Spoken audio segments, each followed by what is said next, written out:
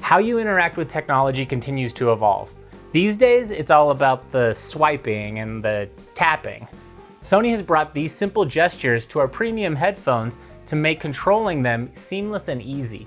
Hi, I'm Geoff with Sony, and today I'm going to walk you through how to take control of the WH-1000XM5 headphone audio using the touch panel controls. There is so much you can do with a simple swipe or tap on the right ear cup of the WH-1000XM5s. For instance, you can change the volume, you can skip tracks, you can pause, you can play, you can answer phone calls, you can hang up phone calls, you can even chat with your favorite virtual assistant. Here, let me show you. To turn the volume up, swipe up on the right ear cup. To turn the volume down, swipe down on the right ear cup. To skip to the next track, swipe from the back to the front of the right ear cup.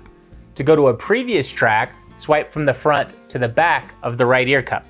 Pretty intuitive, right? To stop or pause your audio, gently double tap the center of the right ear cup. To resume and play your audio, it's the same double tap on the right ear cup. Now, let's say you're listening to music and you get a phone call. To answer the call, double tap the right ear cup. Oh, hey Brody. Yeah, I'm kind of in the middle of something. I'll have to call you back. To hang up, double tap the right ear cup.